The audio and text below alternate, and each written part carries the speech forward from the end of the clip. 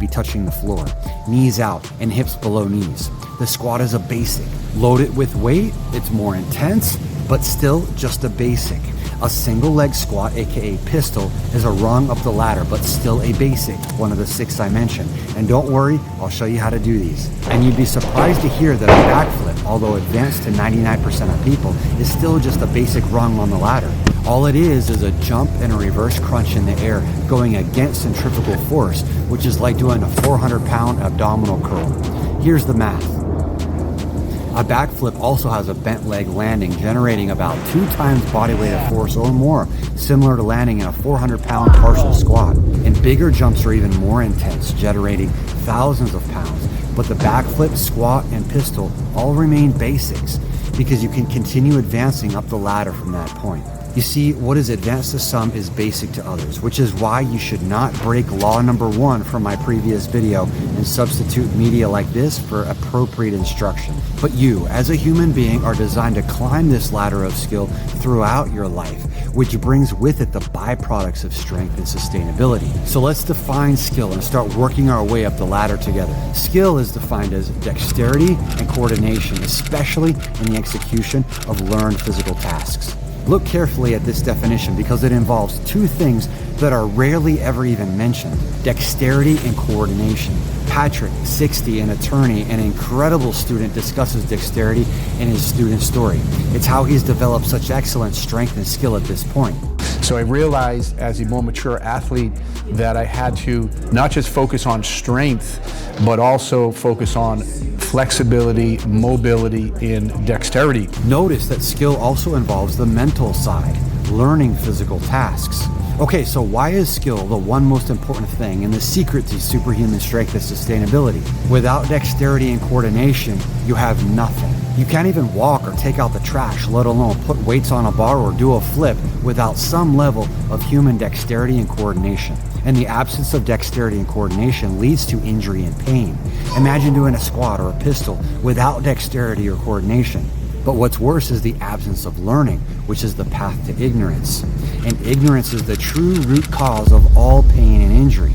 And this is why I'll show you my 6-part formula for learning skills like press handstands, pistols, pull-ups, V-stands, bridges, and splits in my next video. But what's critical before any of that is the second pillar, leveling up. Okay, let's review those 6 basics, but I'll go a step further and show you the pinnacle moves into which they evolve. But remember, don't get down on yourself if you can't do them yet. You must use the 4 P's of the strength pyramid I discussed in another video. First, the pull-up. There's a magic number of 20 pull-ups which unlocks the pinnacle move of the muscle-up. And you shouldn't even be doing anything with weights for pulling strength until you have pull-ups and muscle-ups. And once you do, you might not even want to bother. But what about pushing strength? Second, the press handstand. In reality, a handstand should be the first pushing move you attain. It's better than a bench press or shoulder press because you're training your entire body, including core strength, spine health, and shoulder mobility. And this opens the door to handstands on demand from all angles. But we still need to discuss legs. Third, the pistol.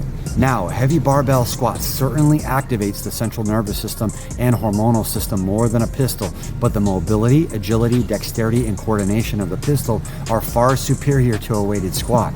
And then add a weight vest and you're digging into much more intensity. And couple a weight vest with a jump and you're going superhuman. And beyond that, we already discussed the hundreds of pounds of forces of just a basic backflip.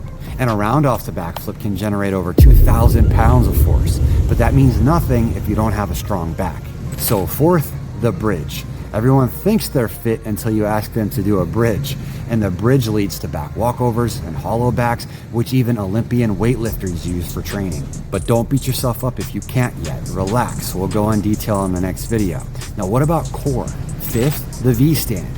I remember going through serious back pain after we did a far relocation from Florida to Alaska and trying to regain V-stands because I'd been doing a lot of weights but no skills training for a couple of months. But the V-stand is also what helps resolve back pain because of the core strength, lower back mobility, and hamstring flexibility. And V-stand progresses to flares, another pinnacle move. But how do you build that leg flexibility?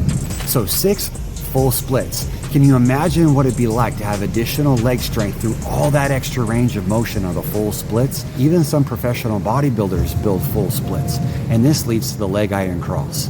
But what I'll show you next is what truly helps build all of this. The third pillar, you must rewire your brain and body. A big part of why people don't attain these basic skills is because their wiring is shot.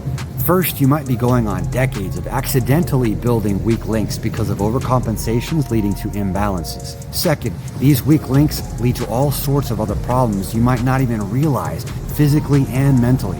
One way I suggest to fix the wiring is to combine skills like the few examples I shared today into prearranged paths that rewire your brain and body, plus fill in the weak links. As an example, if you can't do a handstand or have shoulder or back pain, it might be because you lack the shoulder and back mobility for a bridge.